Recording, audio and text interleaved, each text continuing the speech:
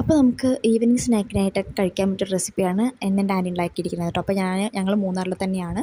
അപ്പോൾ നാളെയോ മറ്റന്നാളോ ആയിട്ട് വരുമായിരിക്കും. അപ്പോൾ അതിനായിട്ട് നമുക്ക് ഈ സ്നാക്കിനായിട്ട് ആദ്യം നമുക്ക് മുട്ടയൊന്ന് ഇതുപോലെ ചിക്കിയെടുക്കാം. പിന്നെ സവാള, പച്ചമുളക്, പിന്നെ മല്ലിയില, ആവശ്യത്തിന് ഉപ്പിട്ട് കൊടുക്കുക, മുളക് പൊടി, ഗരം മസാല, പിന്നെ മൈദയും കൂടി ഇട്ട് കൊടുത്തതിന് ശേഷം നല്ലതുപോലെ ഒന്ന് മിക്സാക്കി എടുക്കുക. മിക്സാക്കി എടുത്തതിന് ശേഷം നമുക്ക് മുട്ടയുടെ ആ ഒരു ഷേപ്പിൽ നമുക്കൊന്ന് കുഴച്ച് ഇതാക്കിയെടുക്കാം. ഒരു പാത്രത്തിലേക്ക് മാറ്റാം കേട്ടോ. എന്നിട്ട് ബ്രെഡിൻ്റെ ആ ഒരു സൈഡത്തെ ആ ഒരു ബ്രൗൺ കട്ട് ചെയ്തിട്ട് വെള്ളത്തിൽ നല്ലപോലെ ഒന്ന് മുക്കിയെടുത്തതിന് ശേഷം ഒരു നനവാകുമ്പോൾ നമുക്ക് ഈ മുട്ടയുടെ ആ ഒരു ഷേപ്പ് നമ്മൾ ചേർത്ത് വെച്ച് അതൊന്നും നമുക്ക് അതിലേക്ക് പൊതിഞ്ഞൊന്ന് കൊടുക്കാം. ഒന്ന് കവർ ചെയ്ത് കൊടുത്തതിന് ശേഷം നമുക്ക് എണ്ണയിലിട്ട് നല്ലതുപോലെ ഒന്ന് വറുത്ത് കോരിയെടുക്കാം കേട്ടോ.